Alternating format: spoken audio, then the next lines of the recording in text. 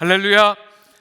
하나님께서 주시는 은혜와 평강이, 하나님께서 주시는 안전함과 건강함이 오늘 함께 예배하는 여러분의 삶 속에 가득하시기를 주님의 이름으로 축원합니다. 사랑하는 여러분, 이 기다림의 때는 또한 다가오는 새해를 기다리며 여러 가지 의미에서 올 한 해를 점검하고 기록하고 마무리하는 때이기도 합니다. 오늘 하나님의 말씀인 성경에 대한, 하나님의 말씀이 담겨 있는 이 한 권의 책인 이 성경에 대한 설교를 준비하면서 올 한 해 우리나라 서점가의 마무리는 어떤 모습일까 한번 찾아봤어요. 2025년의 서점가는 무엇보다도 작년 말이었죠. 2024년 마무리쯤에 전해져 왔던 한강 작가의 노벨 문학상 수상 소식으로 인해서 2025년 한 해가 한국 문학의 해라고 할 수 있을 만큼 문학 관련 책들이 두루두루 강세를 보이는 한 해였습니다. 거기에 더해서 정치 이슈로 인해서 상반기에는 정치와 관련된 책들이, 하반기에는 주식시장 활성화 등의 경제 관련 책들이 우수한 판매량을 기록했습니다. 또한 그 와중에 AI와 관련된 책들의 판매량이 하반기에 들어서면서 급등했다고 합니다.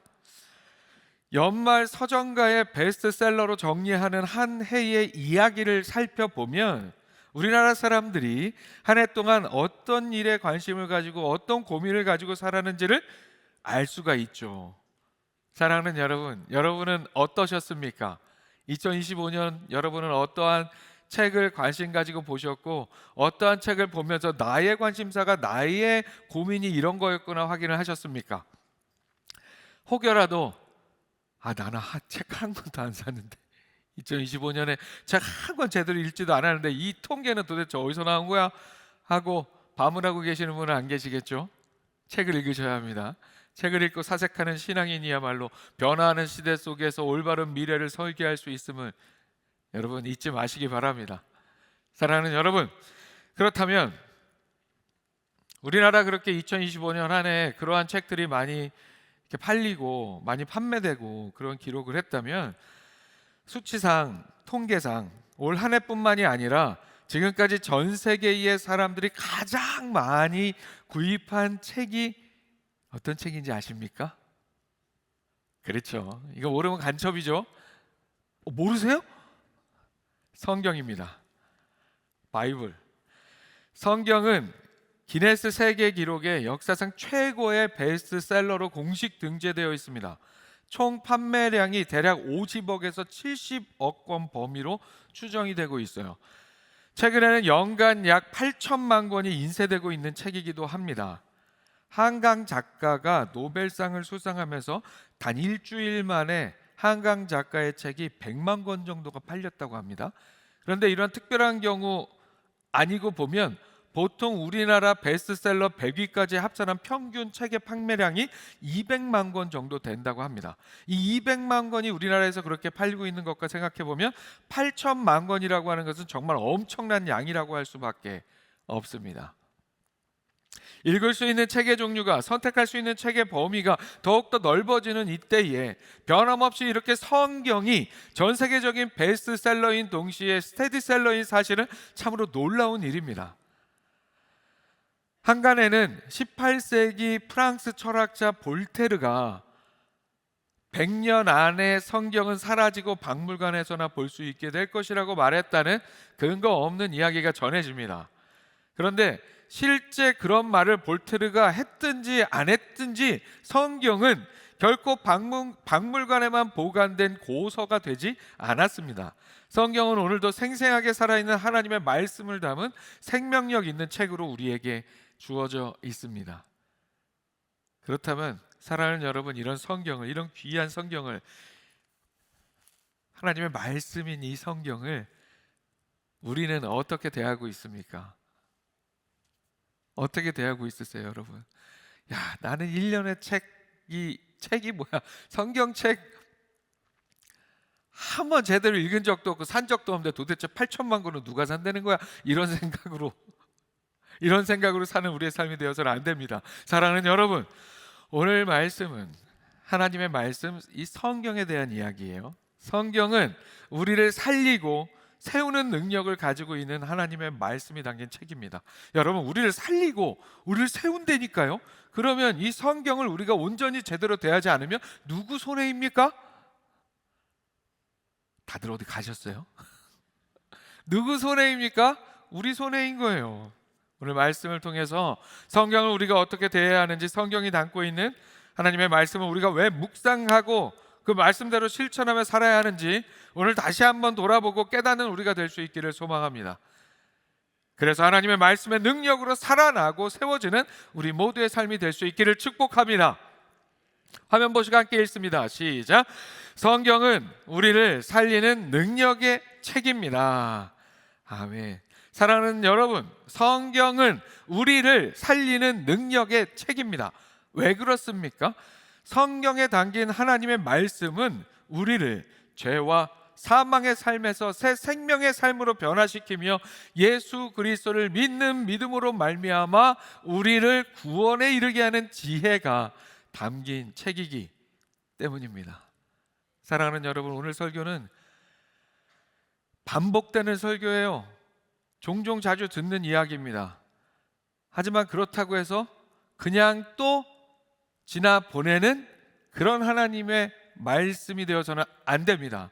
오늘 이 시간에 다시 한번 성경에 대한 이 이야기 함께 나누면서 더 이상 성경에 대해서 어떤 얘기 하지 않아도 성경의 의미가 무엇인지, 하나님의 말씀의 의미가 무엇인지 잊지 않고 오늘 말씀, 오늘 설교의 교훈대로 성경을 대하며 하나님의 말씀을 대하며 살아가는 우리 모두가 될 수 있기를 축복합니다.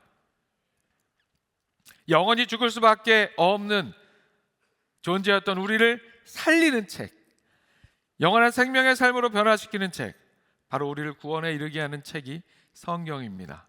그래서 오늘 함께 읽은 본문 15절은 우리에게 이렇게 말씀합니다.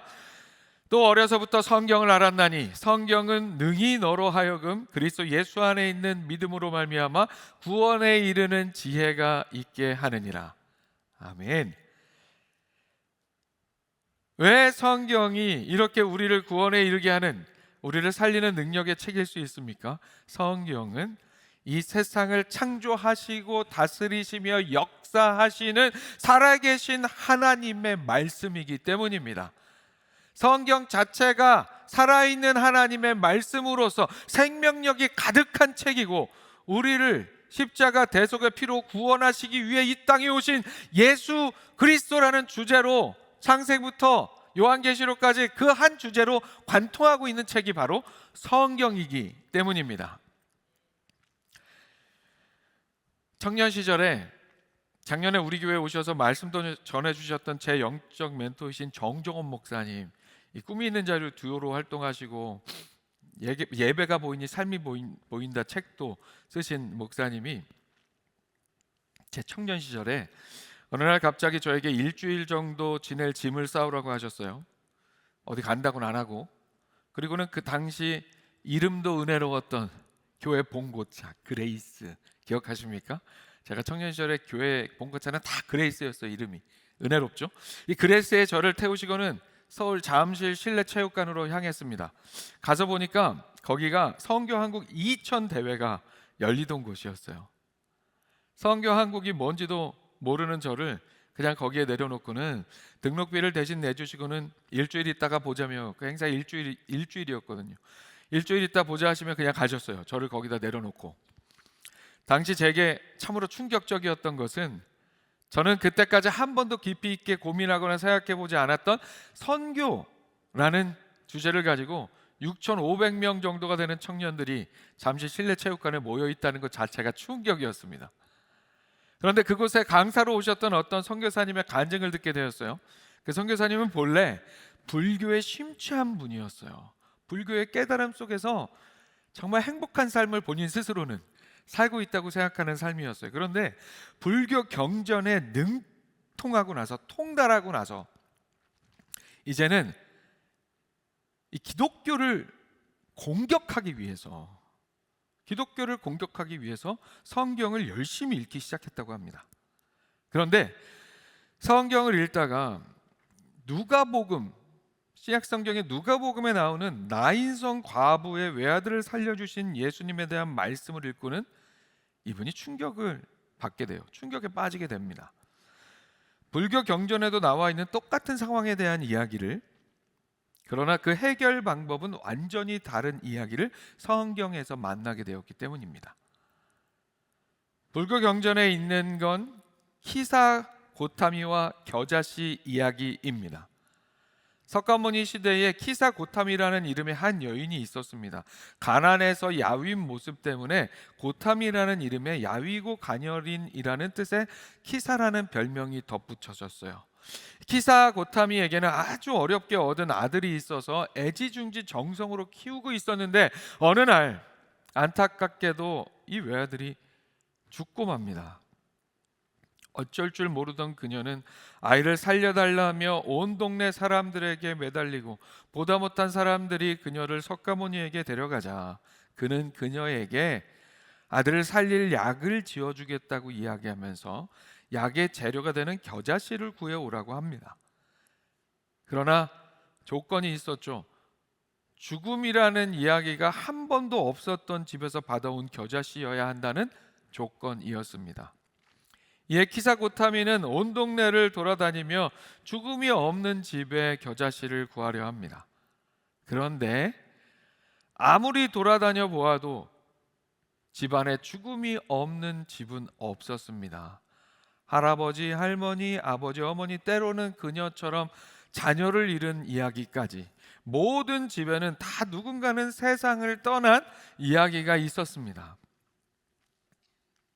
그렇게 결국에는 죽음이 없는 집에서 겨자씨를 구하지 못하고 빈손으로 돌아온 이 여인 키사 고타미는, 그러나 아들을 살릴 수 없음에 그래서 절망하는 게 아니라 무엇인가 깨달았다는 듯이 석가모니에게 삼배를 하고는 그 아픔을 받아들였다는 이야기입니다. 이런 이야기가 불교 경전에 있는데 이 선교사님이 기독교를 공격하기 위해서 성경을 읽다가 만난 똑같은 상황에 대한 성경의 이야기는 그 결과가 달랐습니다. 같은 상황이었습니다. 과부의 외아들이 죽었습니다. 그 상황을 목격한 예수님은 외아들을 잃은 여인을 불쌍히 여기시고 울고 있는 여인에게 울지 말라고 말씀하셨습니다. 자, 울 수밖에 없는 상황에 울지 말라 말씀하신 그 말씀에 예수님께서는 책임을 지시고 진짜 울지 않아도, 더 이상 울지 않아도 되는 상황을 그녀에게 선물로 내어주셨습니다. 예수님께서는 그녀의 죽은 외아들을 다시 살려주셔서 그녀의 품에 돌려주었습니다. 누가복음에 나오는 이야기예요. 이 두 이야기 사이에서 이 선교사님은 부처가 아닌 예수님을 믿어야겠다고 결단하게 됩니다. 인생을 무언가 철학적인 이야기로 해석해서 고통의 삶을 받아들이고 달관하도록 하는 것이 아니라 죽은 자를 살리는 권세와 능력으로 그 삶에 개입하셔서 문제를 해결해 주시고 책임져 주시는 예수님이 진정한 신이라는 사실을, 진정한 우리의 삶의 주관자가 되어주신다는 사실을 이 선교사님이 깨달았기 때문입니다. 선교사님은 성경 전체를 통해서 창조주 하나님, 독생자 예수님을 이 땅에 보내셔서 그렇게 죽을 수밖에 없는 우리에게 새 생명을 주신, 우리의 모든 것을 책임져 주시는 하나님의 사랑을 더욱더 깨닫게 되었고, 결국에는 그래서 기독교를 공격하기 위해서 성경을 읽기 시작했는데 결국에는 자신의 목숨을 걸고 그 성경의 이야기를, 주의 복음을 전하는, 그 사랑을 전하는 선교사가 되었다는 그런 간증이었어요. 사랑하는 여러분, 이렇게 예수님은, 우리 하나님 아버지는 야 어쩔 수 없어, 다 겪는 일이야, 그저 받아들이고 해탈해, 이러시는 분이 아니라 책임져 주시는 분이십니다. 해결해 주시는 분이십니다. 아멘. 그렇게 하실 수 있는 권수와 능력을 가지고 계신 분이십니다. 그 하나님의 말씀이, 또한 그 말씀이 육신이 되어 이 땅에 오신 예수님과 예수님께서 직접 해주신 말씀과 그리고 예수님에 대한 말씀이 예수 그리스도라는 주제로 통일된 말씀이 바로 우리에게 주어진 성경입니다. 성경.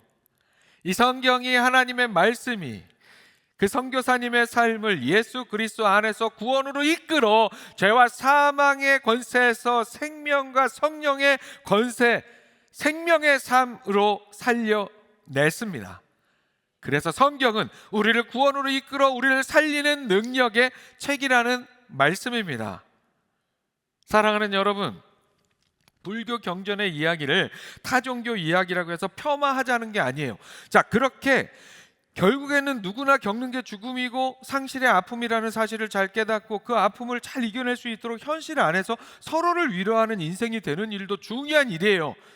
하지만 우리의 신앙은 거기서 끝나지 않는다는 이야기입니다. 예수님께서는 우리에게 다가오셔서 우리가 서로 할 수 있는 위로 이상의 더 큰 위로, 진정한 위로, 더 큰 소망, 세상이 줄 수 없는 평안으로 우리와 함께 하시며 우리에게 참된 생명을, 영원한 생명을 선물해 주시는 분이시라는 사실을 우리가 잊지 말아야 한다는 이야기입니다. 그래서 사실 성경을 읽다가 그렇게 성경의 하나님의 말씀에 의하여 예수 그리스도 안에서 구원의 삶에 이르게 된 인생들, 우리를 살리는 말씀의 능력을 경험한 인생들의 이야기가 세상에 가득합니다.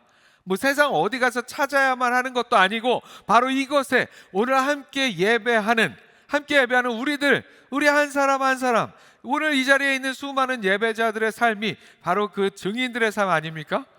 여러분, 하나님의 말씀으로 예수 그리스도를 만나게 되고 예수 그리스도로 인하여 구원에 이르게 되는 은혜를 우리가 그래서 죽다 살게 되지 않았습니까? 그렇지 않습니까, 여러분? 이 모든 것이 성경을 통해 우리에게 전하신 하나님의 말씀, 복음의 역사로 인한 일입니다. 그래서 우리에게는 하나님의 말씀인 성경이 참으로 귀하고 중요하고 필요한 책인 줄로 믿습니다. 오늘 말씀 기억하면서 우리를 살리는 하나님의 말씀, 성경을 통해서 이 땅의 삶에서부터 죽음에서 영원한 생명으로, 절망에서 소망으로, 슬픔에서 기쁨으로, 아픔에서 치유와 회복으로 변화되는, 그렇게 죽다가 살아나는, 우리를 살리는, 무엇보다 우리를 구원에 이르게 하는 말씀의 능력을 깨닫고 경험하고 누리며 살아가는 우리 모두가 될 수 있기를 축복합니다. 아멘. 화면 보시고 다시 한번 함께 읽습니다. 시작. 성경은 우리를 세우는 능력의 책입니다. 성경은 우리를 구원으로 인도하여 구원으로 이끌어 우리를 살리는 능력의 책일 뿐만 아니라 우리를 구원받은 자다운 삶으로 인도하여 우리를 구원받은 자다운 가치의 삶으로 세우는 능력을 가지고 있는 책입니다. 그러니까 성경에 담긴 하나님의 말씀은 우리를 구원으로 인도하는 것뿐만 아니라 우리가 구원받은 삶을 어떻게 살아가야 하는지를 우리에게 알려주어서 우리를 구원받은 자다운 삶으로 인도해 준다는 말씀입니다. 책을 한 권 읽었어요. 시간을 복원하는 남자라는 제목의 책입니다. 복원 전문가의 일과 예술 그리고 인생을 담고 있는 책입니다. 이 저자가 하는 일은 미술 작품이나 문화재 혹은 누군가에게 가치가 있는 여러 물건 등이 본래의 모습을 잃어버리거나 훼손된 상황이 될 때 그것을 효과적으로 복원해내는 일이었습니다. 그런데 우리가 생각할 때 무언가를 복원한다고 하면 쉽게 생각해서 뭐 묻은 거 잘 닦아내고 떨어진 거 잘 붙여내고 다시 만들고 다시 그리고 다시 채우고 그렇게 하면 되는 정도로 생각할 수가 있는데, 저도 사실 그렇게만 생각해 왔거든요. 고장난 아들의 로봇 팔 부러진 거 그냥 대충 50 본드로 붙이는 정도로 복원한다는 게 그 정도 일이 아닐까, 좀 더 전문적으로 하는 일은 아닐까, 이런 정도로 생각했는데 그런 일이 아니라는 것을 작가는 책 속에서 자세하게 설명합니다. 오래된 고가의 미술 작품이 시간이 지나면서 혹은 어떤 물리적 충격으로 인해서 색이 바래거나 먼지와 오염물질이 묻어서 문제가 생기거나 하면 이게 그냥 먼지를 닦거나 오염물질을 제거하고 상한 그림을 다시 덧그리면 되는 게 아니라는 거죠.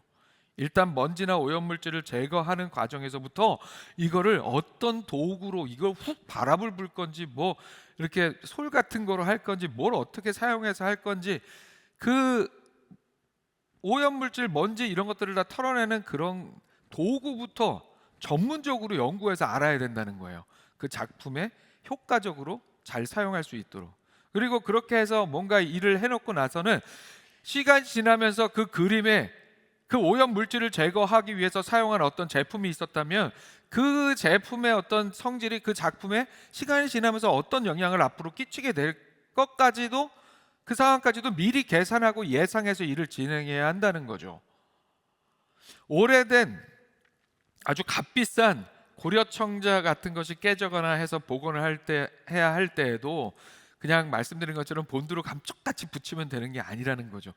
이 붙이는 데 사용하는 이 물질 자체도 그 화학적 성질이 어떤 건지, 이 본래의 작품이 가지고 있는 화학적 물리적 성격과 어떻게 어울리고 어떻게 맞지 않는지를 잘 연구해야 되고 그것을 잘 알아서 붙일 수 있어야 되고, 붙이고 난 다음에도 이 본드로 붙였다 하면 본드 자체도 시간이 지나면서 또 이게 막 변형되고 하잖아요. 이런 것들까지도 다 대비해서 전문적으로 뭘 붙이려고 해도 뭘 알고 붙여야 한다는 그런 이야기죠.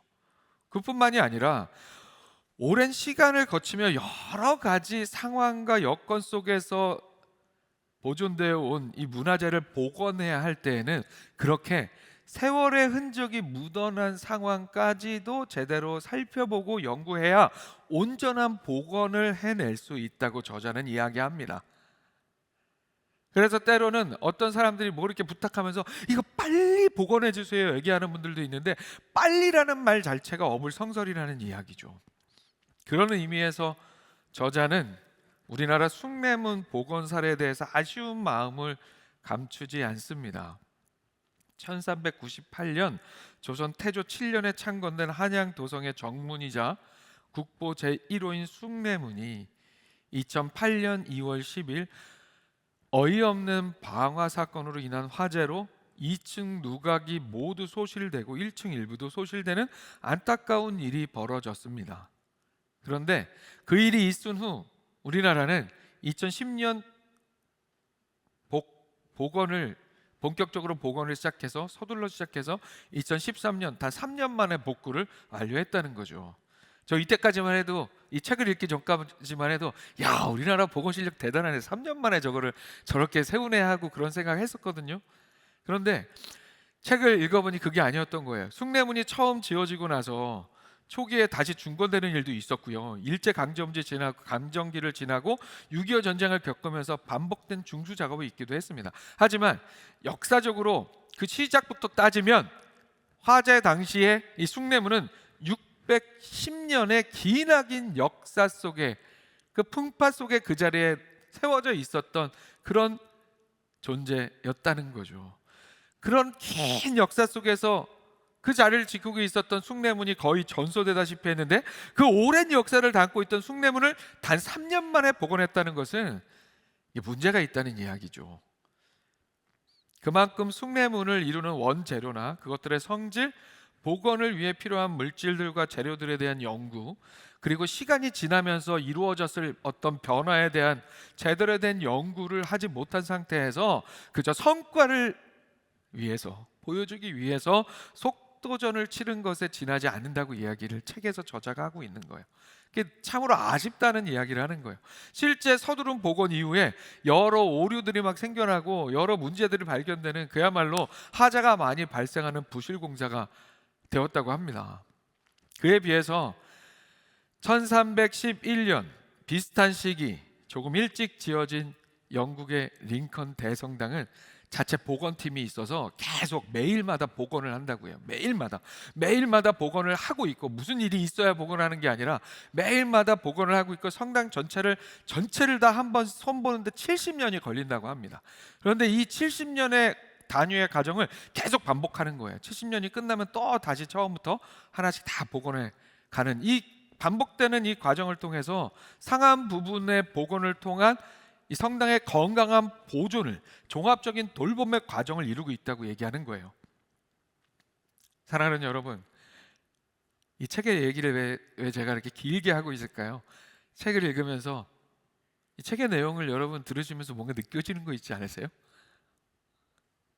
책을 읽으면서 야, 그렇구나 깨달았어요. 뭘 깨달았을까요? 하나님의 말씀이, 성경이 우리 인생을 위한 세상 어떤 존재와도 비교할 수 없는 복원 전문가구나. 성경이 우리의 삶을, 우리의 인생을, 우리의 영혼을 위한 복원 전문가라는 사실을 깨닫게 된 거예요. 그 책을 통해서 하나님께서 그 책을 만나게 하신 이유가 있었던 거죠. 죄로 인해 망가지고 상한 우리의 삶을, 손상된 우리 안에 하나님의 형상을 복원하여 제대로 다시 세워주는 귀한 능력의 책이 바로 성경이라는 사실을 깨닫게 되었다는 말씀입니다. 성경에 담긴 하나님의 말씀이 마치 복원 전문가가 훼손되거나 망가진 문화재를 전문적으로 정성껏 제대로, 때론 시간이 걸리더라도 그렇게 복원해내는 것처럼 하나님 앞에서 우리의 죄악으로 인해 훼손된 우리의 삶과 우리 안에 하나님의 형상을 복원하는 능력이 이 하나님의 말씀에 있다는 이야기예요. 그래서 오늘 본문 16절과 17절에서 이렇게 얘기합니다. 모든 성경은 하나님의 감동으로 된 것으로 교훈과 책망과 바르게 함과 의로 교육하기에 유익하니 이는 하나님의 사람으로 온전하게 하며 모든 선한 일을 행할 능력을 갖추게 하려 함이라. 아멘. 이 말씀 속에서 온전하게 하며, 이 온전하게 한다는 것이 바로 그 의미입니다. 복원하여 다시 세운다는 의미입니다. 그렇게 하나님의 감동으로 쓰인 성경, 하나님의 말씀이 우리의 삶에 교훈을 주고 때로 책망을 하고 바르게 하고 의로 교육함을 통해서 우리를 하나님의 사람으로 온전하게 복원하여 모든 선한 일을 행할 능력을, 즉 하나님의 뜻을 행할 능력을 갖추게 한다는 그런 말씀입니다. 온전하게 복원한다는 거예요. 죄로 인해 온전하지 못하게 훼손된 우리를 하나님의 말씀, 성경으로 그 교훈과 책망과 바르게 함과 의로 교육함을 통해서 하나님께서 이 말씀으로 우리를 정성스럽게 복원해서 온전한 모습으로 세워 가신다는 이야기입니다. 복원 전문가인 그 책의 저자가 말하는 중요한 것 중에 하나가 이거예요. 만약에 어떤 작가가 그린 그림을 복원한다고 하면 그 복원은 그 그림을 직접 그린 작가가 있다 할지라도 그 작가가 복원할 수 있는 게 아니라는 거예요.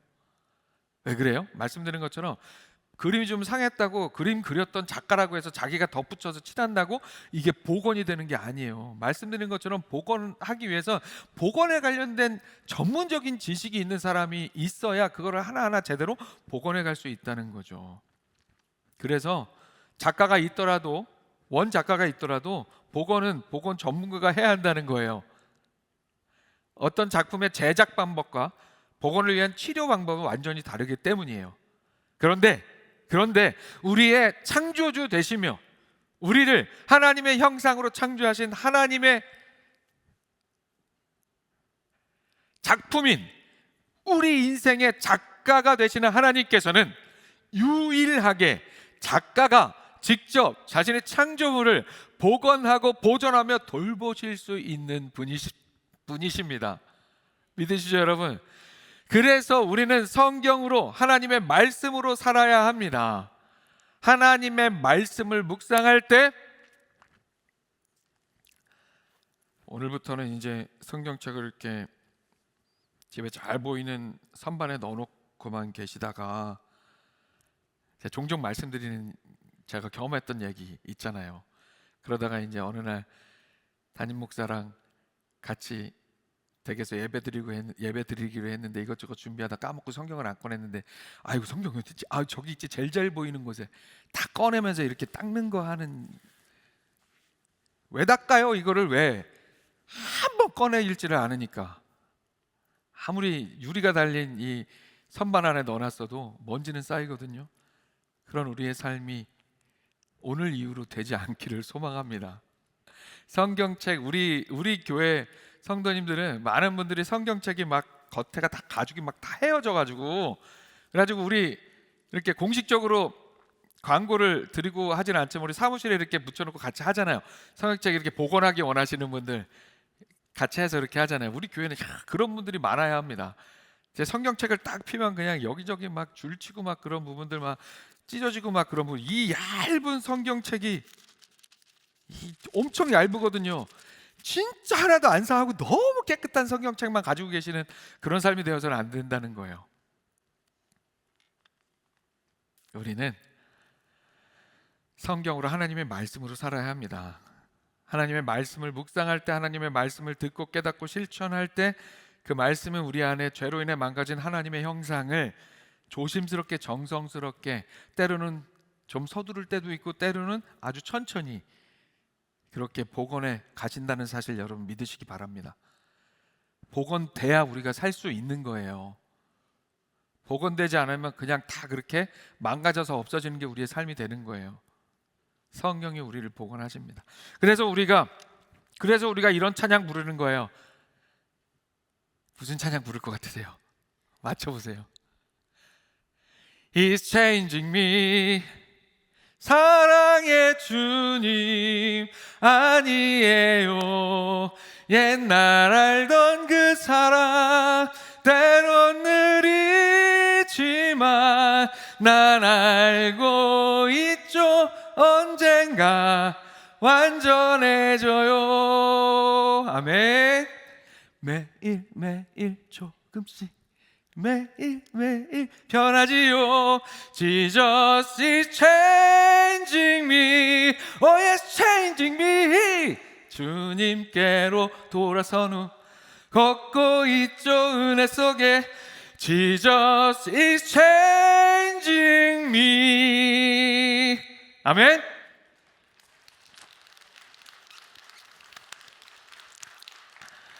죽을 뻔했어요. 높게 잡아가지고.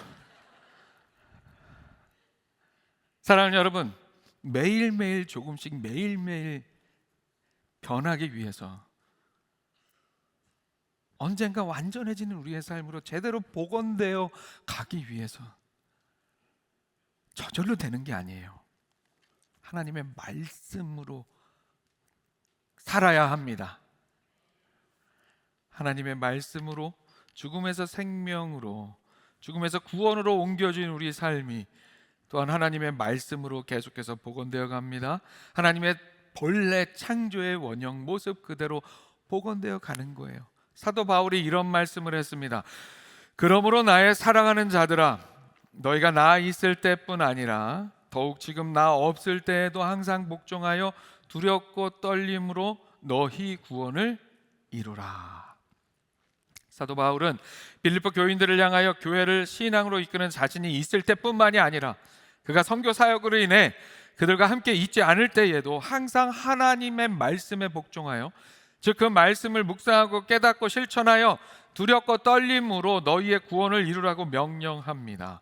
사랑하는 여러분, 하나님의 말씀을 읽고 듣고 묵상하고 깨닫고 실천하는 일을 통해서 말씀이 우리의 망가진 하나님의 형상을 복구해 가도록 하는 것, 그것이 바로 두렵고 떨림으로 우리의 구원을 이루어가는 삶입니다.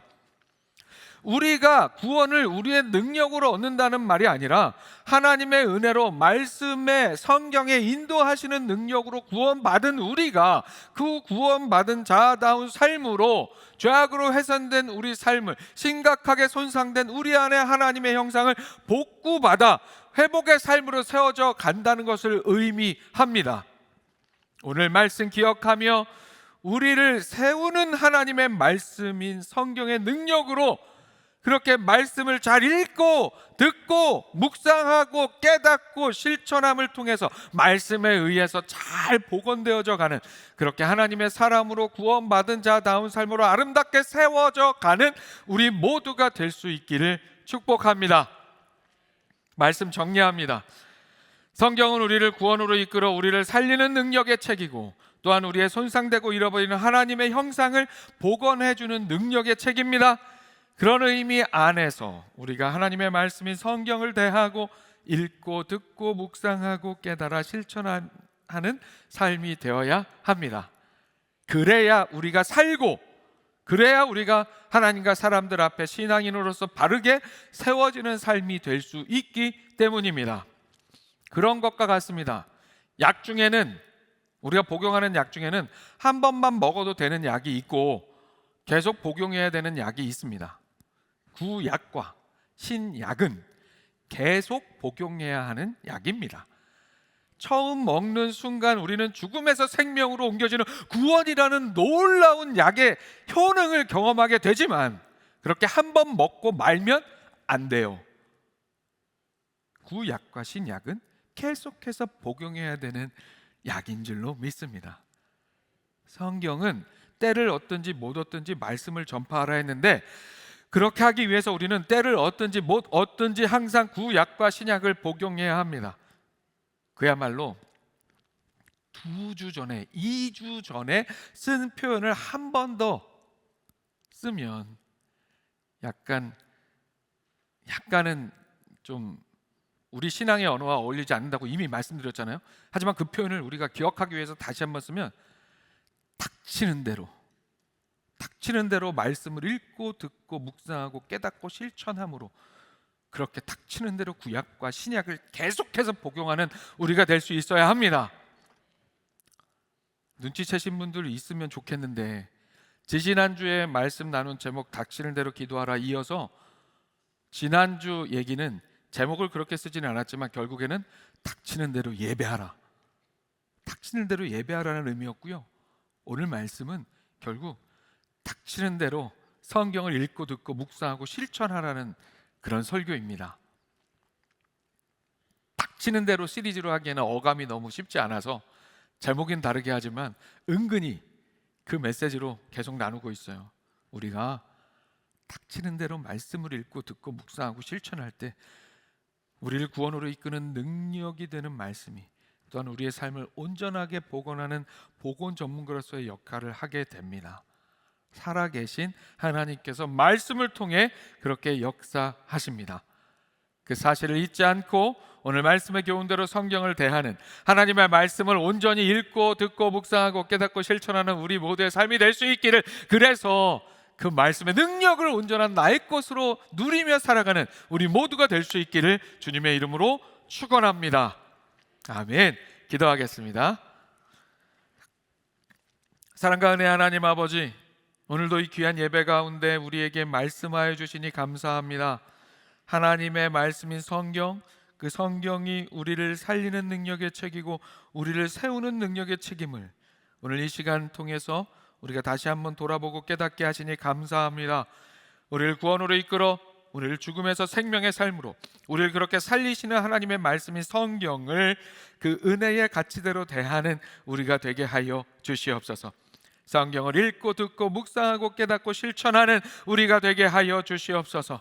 항상 때를 얻든지 못 얻든지 하나님의 말씀을 읽고 듣고 묵상하고 깨닫고 실천함을 통해서 우리를 살리는 능력의 말씀이, 또한 우리의 손상되고 잃어버리는 하나님의 형상을 복원하여 우리를 구원받은 자다운 삶으로 세워주는 그 능력 또한 나의 것으로 누리는 우리 모두가 되게 하여 주시옵소서. 주시는 모든 말씀에 감사드리며 예수 그리스도의 이름으로 기도합니다. 아멘.